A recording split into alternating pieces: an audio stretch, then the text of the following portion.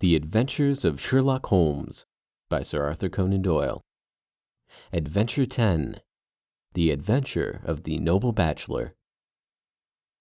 The Lord St. Simon marriage and its curious termination have long ceased to be a subject of interest in those exalted circles in which the unfortunate bridegroom moves.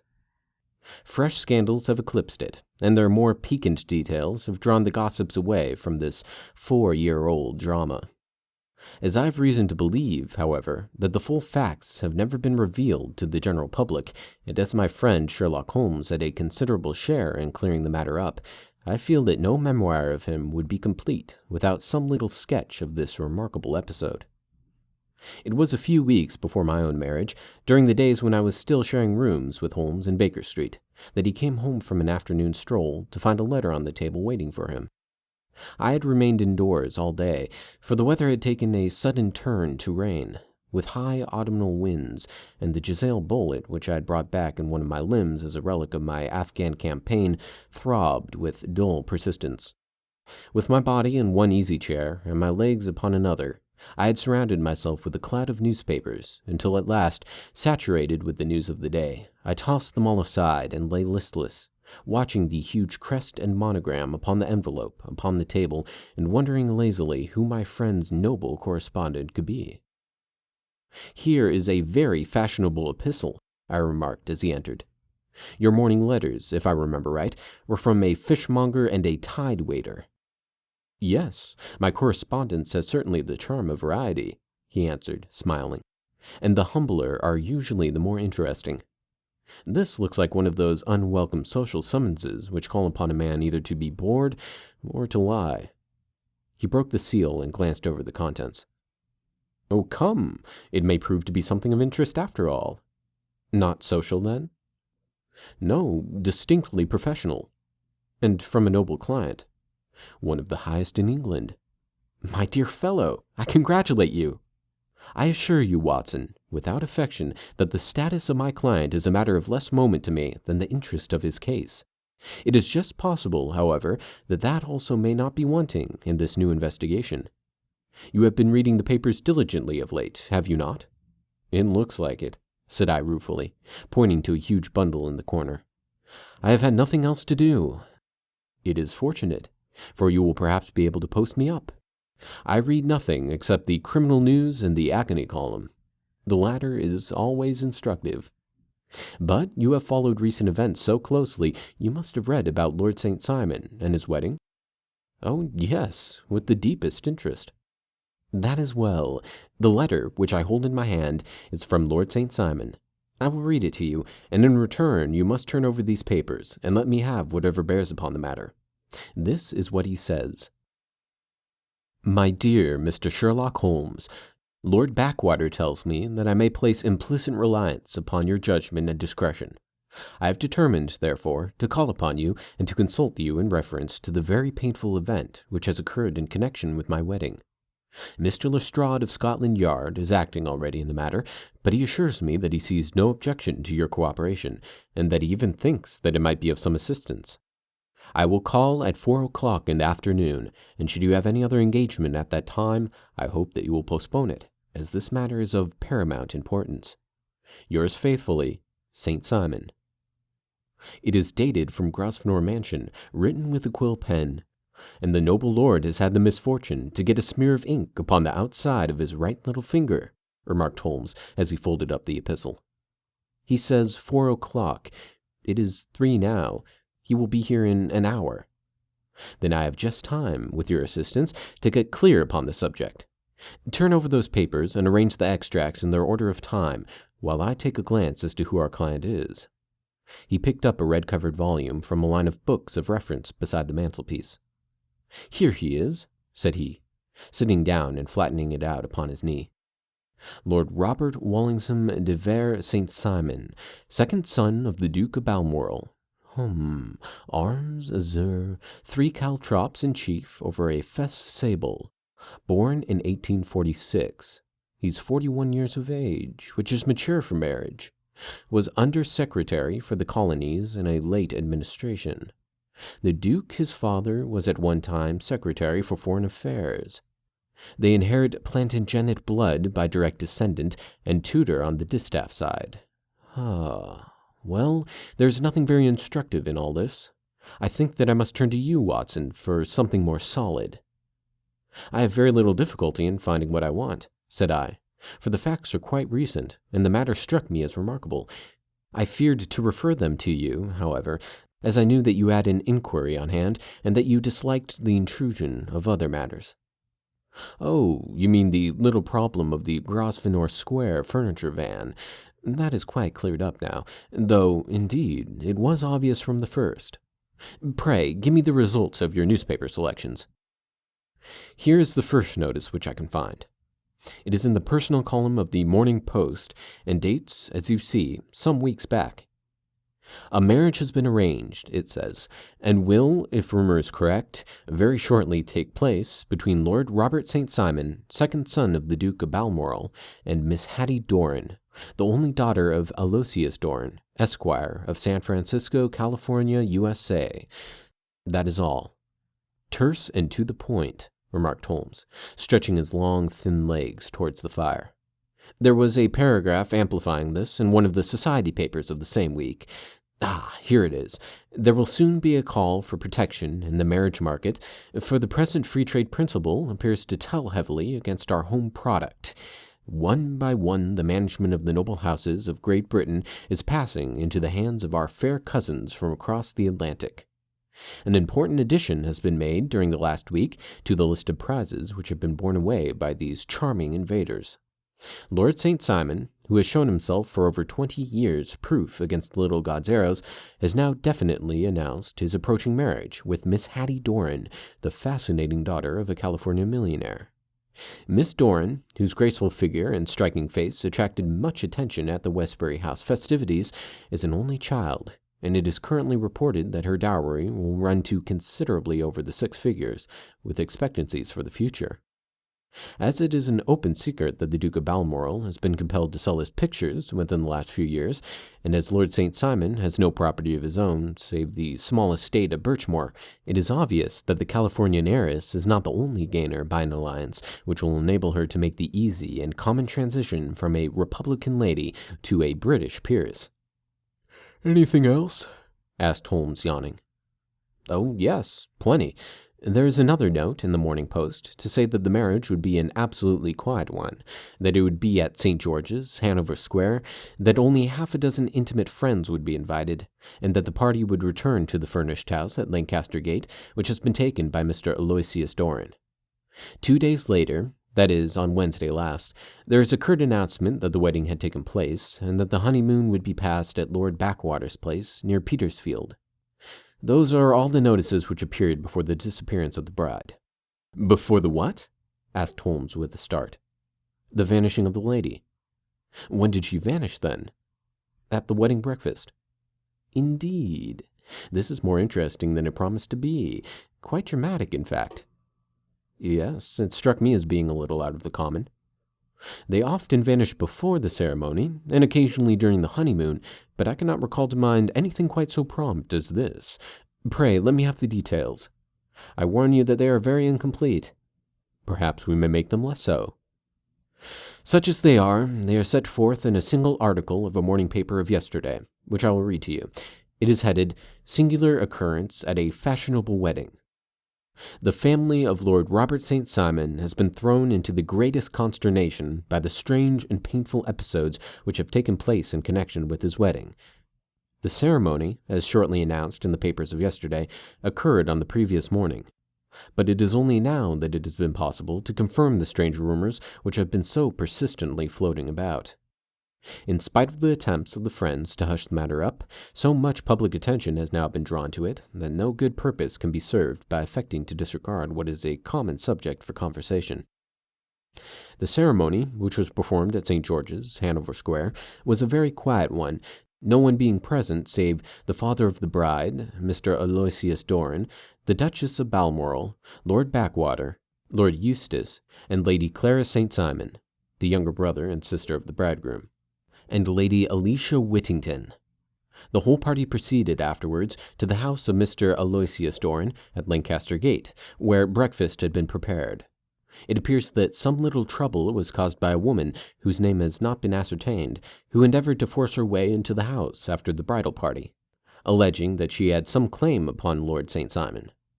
It was only after a painful and prolonged scene that she was ejected by the butler and the footman. The bride, who had fortunately entered the house before this unpleasant interruption, had sat down to breakfast with the rest, when she complained of a sudden indisposition and retired to her room. Her prolonged absence having caused some comment, her father followed her, but learned from her maid that she had only come up to her chamber for an instant, caught up an ulster and bonnet, and hurried down to the passage.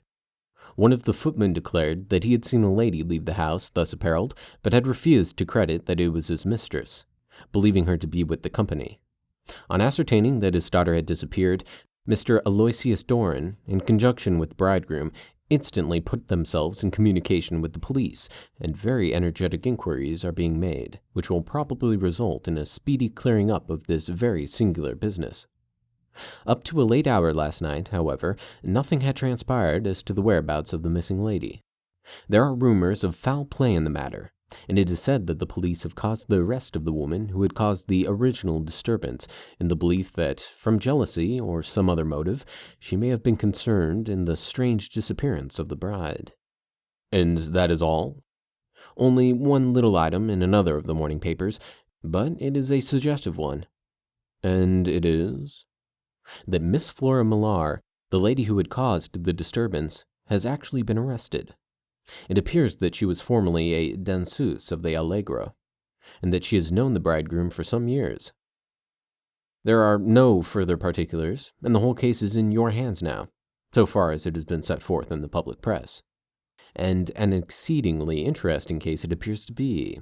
I would not have missed it for worlds.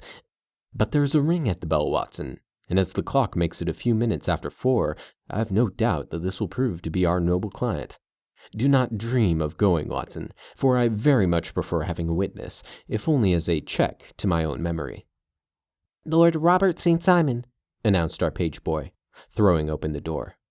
A gentleman entered, with a pleasant, cultured face, high-nosed and pale, with something perhaps of petulance about the mouth, and with the steady, well-opened eye of a man whose pleasant lot it had ever been to command and to be obeyed. His manner was brisk, and yet his general appearance gave an undue impression of age, for he had a slight forward stoop and a little bend of the knees as he walked. His hair, too, as he swept off his very curly-brimmed hat, was grizzled round the edges and thin upon the top. As to his dress, it was careful to the verge of foppishness, with high collar, black frock coat, white waistcoat, yellow gloves, patent leather shoes, and light-colored gaiters. He advanced slowly into the room, turning his head from left to right, and swinging in his right hand the cord which held his golden eyeglasses. "Good day, Lord St. Simon," said Holmes, rising and bowing. "Pray, take the basket chair. This is my friend and colleague, Dr. Watson. Draw up a little bit to the fire, and we will talk this matter over." "A most painful matter to me, as you can most readily imagine, Mr. Holmes. I have been cut to the quick. I understand that you have already managed several delicate cases of this sort, sir, though I presume that they were hardly from the same class of society." "No, I am descending." "I beg pardon?" "My last client of the sort was a king." "Oh, really? I had no idea. And which king?" "The King of Scandinavia." "What? Had he lost his wife?" "You can understand," said Holmes suavely, "that I extend to the affairs of my other clients the same secrecy which I promise to you and yours." "Of course, very right, very right. I'm sure, I beg pardon. As to my own case, I am ready to give you any information which may assist you in forming an opinion." "Thank you. I have already learned all that is in the public prints, nothing more. I presume that I may take it as correct, this article, for example, as to the disappearance of the bride." Lord St. Simon glanced over it. "Yes, it is correct, as far as it goes. But it needs a great deal of supplementing before anyone could offer an opinion. I think that I may arrive at my facts most directly by questioning you." "Pray do so." "When did you meet Miss Hattie Doran?" "In San Francisco, a year ago." "You were traveling in the States?" "Yes." "Did you become engaged then?" No, but you were on a friendly footing. I was amused by her society, and she could see that I was amused. Her father is very rich. He is said to be the richest man on the Pacific slope. And how did he make his money? In mining. He had nothing a few years ago. Then he struck gold, invested it, and came up by leaps and bounds. Now, what is your own impression as to the young lady's, your wife's, character?" The nobleman swung his glasses a little faster and stared down into the fire. "You see, Mr. Holmes," said he, "my wife was 20 before her father became a rich man. During that time she ran free in a mining camp and wandered through woods or mountains, so that her education has come from nature rather than from the schoolmaster. She is what we call in England a tomboy, with a strong character, wild and free, unfettered by any sort of traditions. She is impetuous, volcanic, I was about to say. She is swift in making up her mind and fearless in carrying out her resolutions. On the other hand, I would not given her the name which I have the honor to bear," he gave a little stately cough, "had I not thought her to be at bottom a noble woman. I believe that she is capable of heroic self-sacrifice, and that anything dishonorable would be repugnant to her. Have you her photograph?" "I brought this with me." He opened a locket and showed us the full face of a very lovely woman. It was not a photograph, but an ivory miniature, and the artist had brought out the full effect of the lustrous black hair, the large dark eyes, and the exquisite mouth. Holmes gazed long and earnestly at it. Then he closed the locket and handed it back to Lord St. Simon. "The young lady came to London, then, and you renewed your acquaintance?" "Yes, her father brought her over for this last London season. I met her several times, became engaged to her, and have now married her." "She brought, I understand, a considerable dowry." "A fair dowry, not more than is usual in my family." "And this, of course, remains to you, since the marriage is a fait accompli."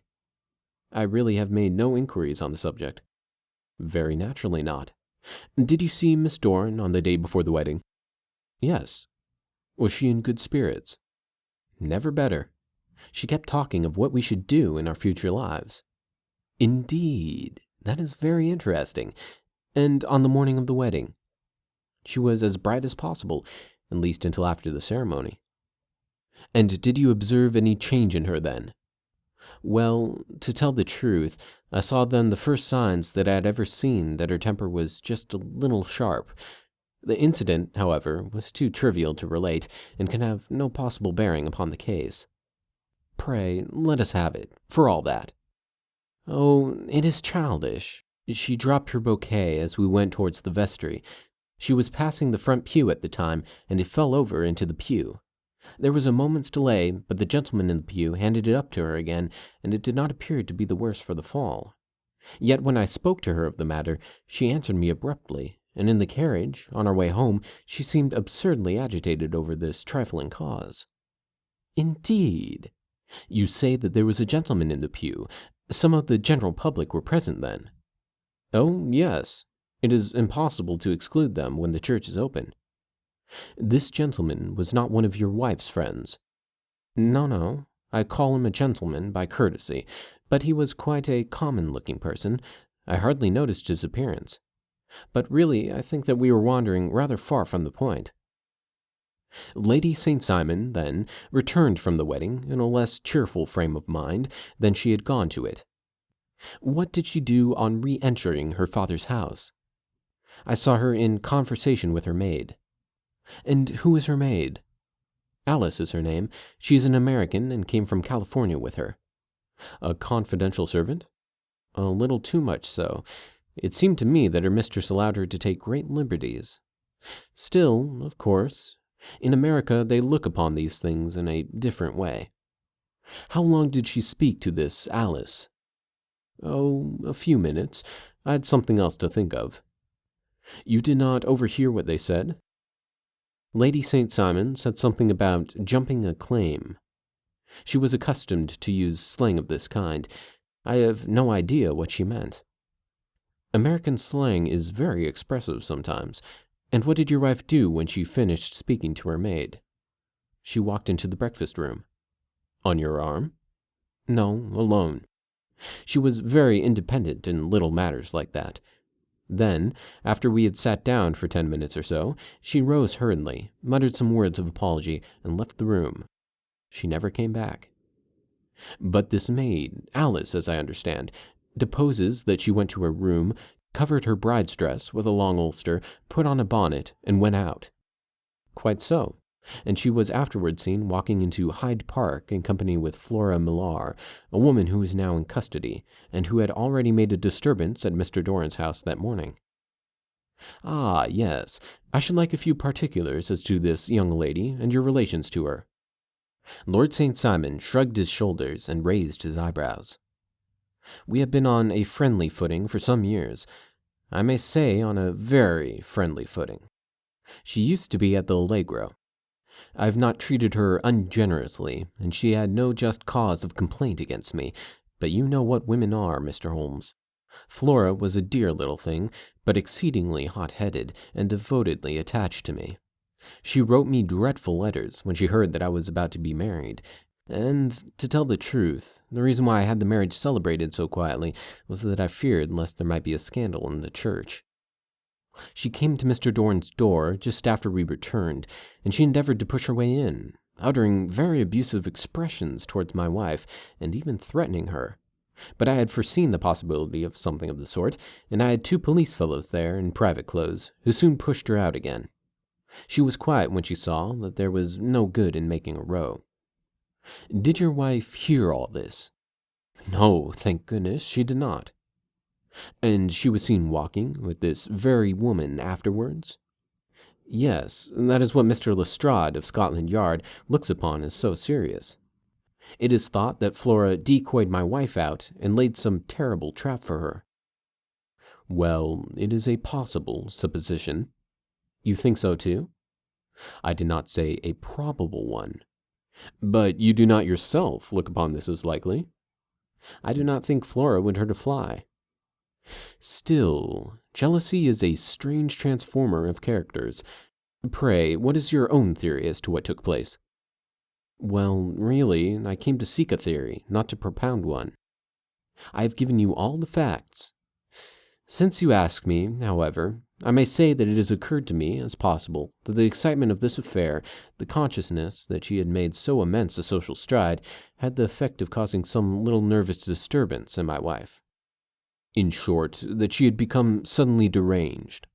Well, really, when I consider that she has turned her back, I will not say upon me, but upon so much that many have aspired to without success, I can hardly explain it in any other fashion. Well, certainly that is also a conceivable hypothesis, said Holmes, smiling. And now, Lord St. Simon, I think that I have nearly all my data. May I ask whether you were seated at the breakfast table so that you could see out of the window? We could see the other side of the road and the park. Quite so. Then I do not think that I need to detain you any longer. I shall communicate with you. Should you be fortunate enough to solve the problem, said our client, rising. I have solved it. Eh? What was that? I say that I have solved it. Where, then, is my wife? That is a detail which I shall speedily supply. Lord St. Simon shook his head. I am afraid that it will take wiser heads than yours or mine, he remarked, and bowing in a stately, old-fashioned manner, he departed. It is very good of Lord St. Simon to honor my head by putting it on a level with his own, said Sherlock Holmes, laughing. I think that I shall have a whiskey and soda and a cigar after all this cross-questioning. I had formed my conclusions as to the case before our client came into the room. My dear Holmes, I have notes of several similar cases, though none, as I remarked before, which were quite as prompt. My whole examination served to turn my conjecture into a certainty. Circumstantial evidence is occasionally very convincing, as when you find a trout in the milk, to quote Thoreau's example. But I have heard all that you have heard, without, however, the knowledge of pre-existing cases, which serves me so well. There was a parallel instance in Aberdeen some years back, and something on very much the same lines at Munich the year after the Franco-Prussian War. It is one of these cases, but hello, here's Lestrade. Good afternoon, Lestrade.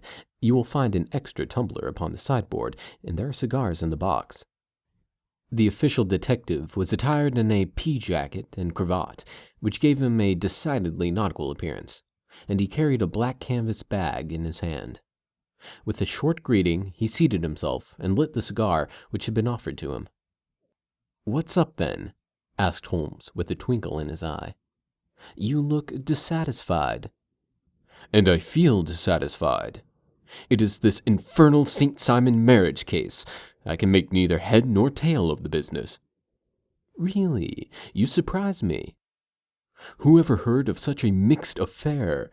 Every clue seems to slip through my fingers. I have been at work upon it all day." "And very wet it seems to have made you," said Holmes, laying his hand upon the arm of the pea jacket. "Yes, I've been dragging the Serpentine."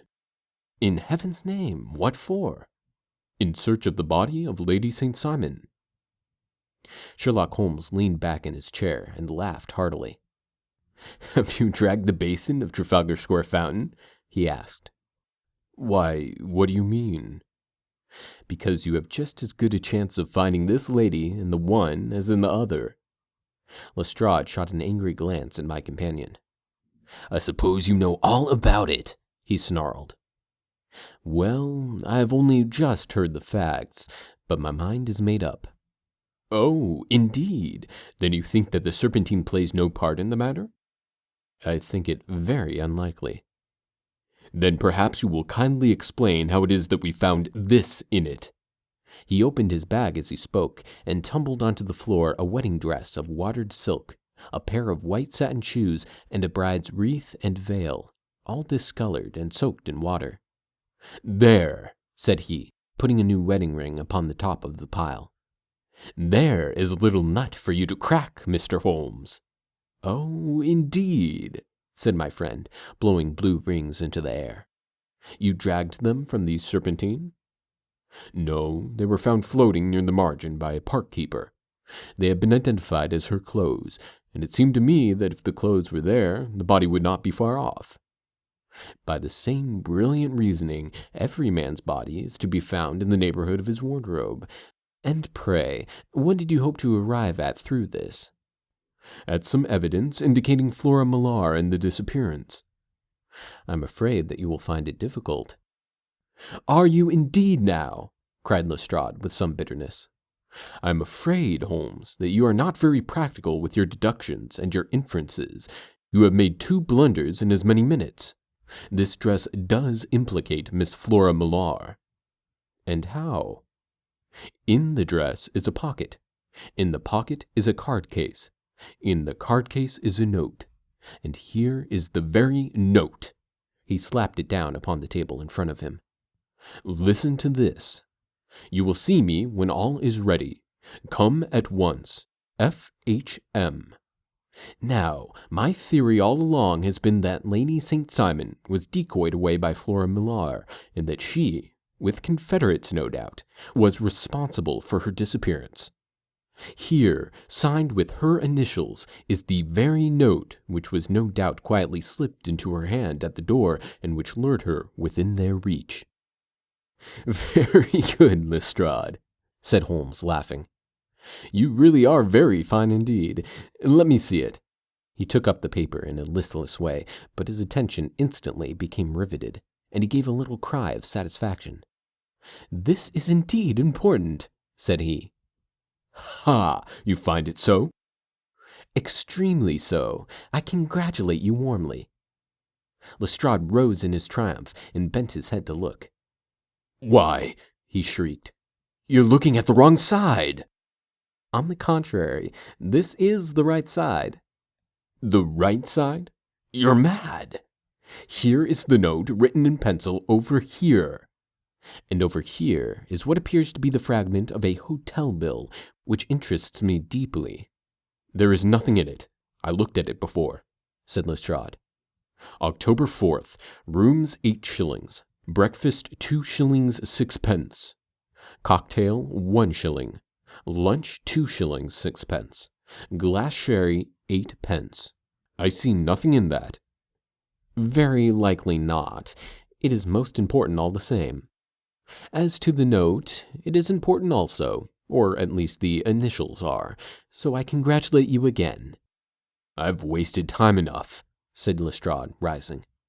I believe in hard work, and not in sitting by the fire spinning fine theories.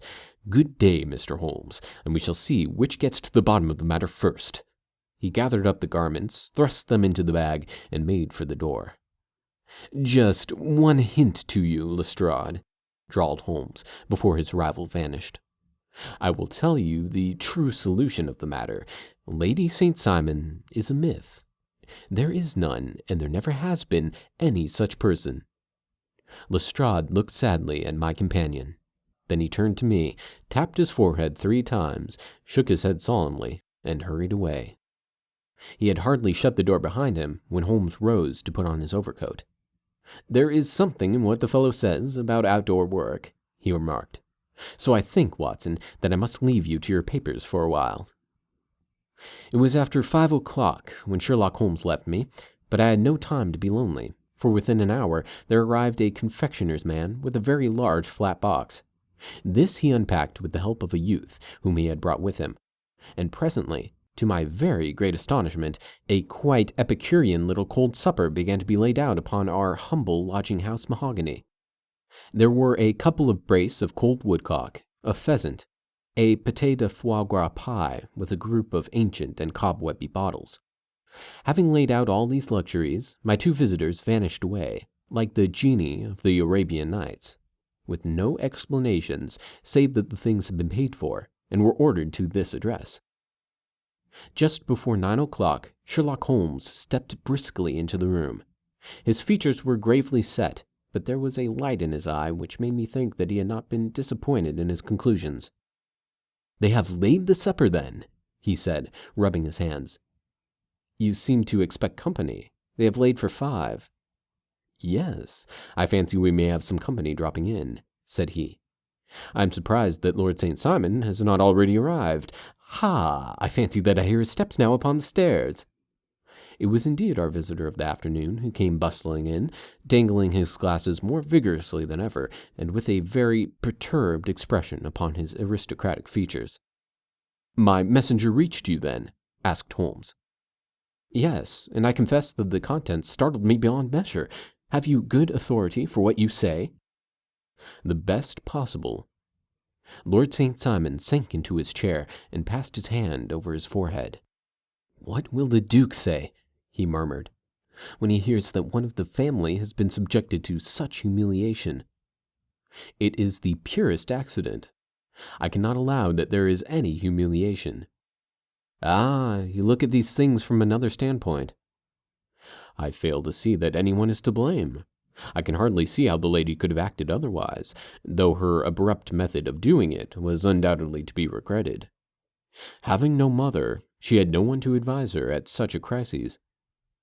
It was a slight, sir, a public slight, said Lord St. Simon, tapping his fingers upon the table.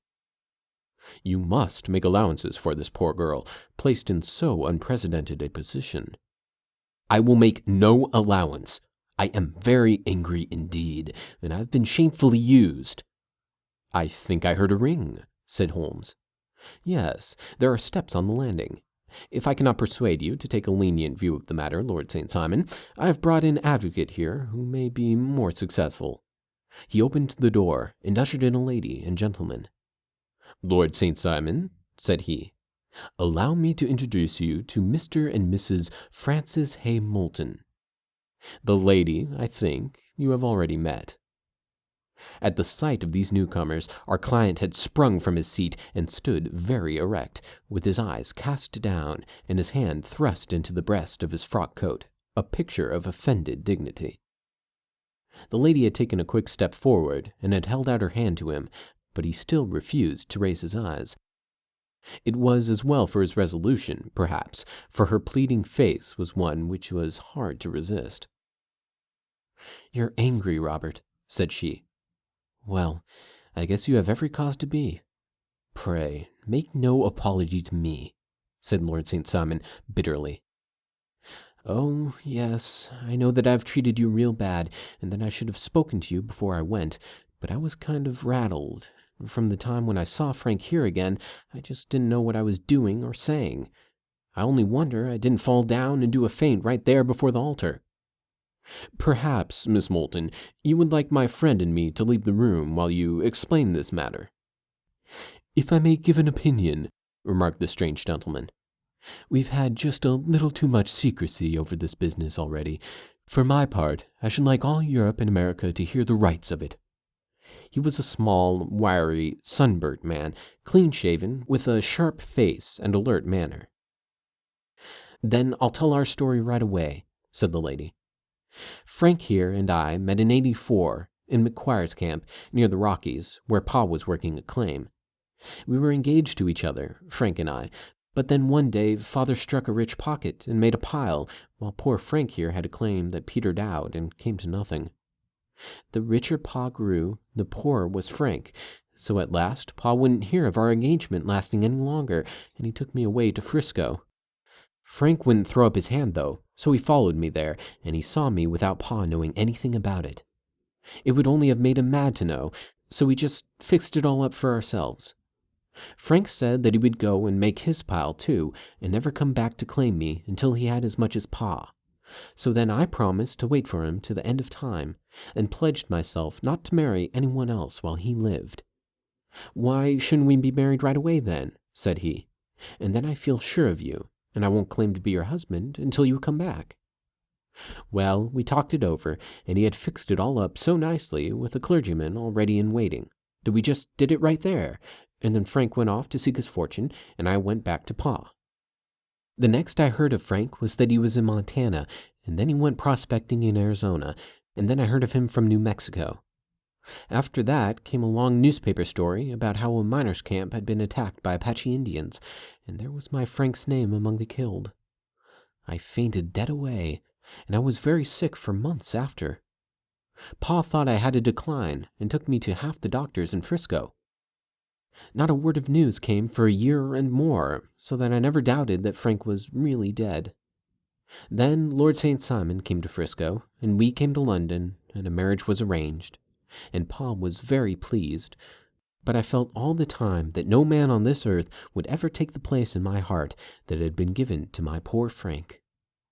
Still, if I had married Lord St. Simon, of course I'd have done my duty by him. We can't command our love, but we can our actions. I went to the altar with him with the intention to make him just as good a wife as it was in me to be. But you may imagine what I felt when, just as I came to the altar rails, I glanced back and saw Frank standing and looking at me out of the first pew. I thought it was his ghost at first, but when I looked again, there he was still, with a kind of question in his eyes, as if to ask me whether I was glad or sorry to see him. I wonder I didn't drop. I know that everything was turning round, and the words of the clergyman were just like the buzz of a bee in my ear. I didn't know what to do. Should I stop the service and make a scene in the church? I glanced at him again, and he seemed to know what I was thinking, for he raised his finger to his lips to tell me to be still. Then I saw him scribble on a piece of paper, and I knew that he was writing me a note. As I passed his pew on the way out, I dropped my bouquet over to him, and he slipped the note into my hand when he returned me the flowers. It was only a line asking me to join him when he made the sign to me to do so.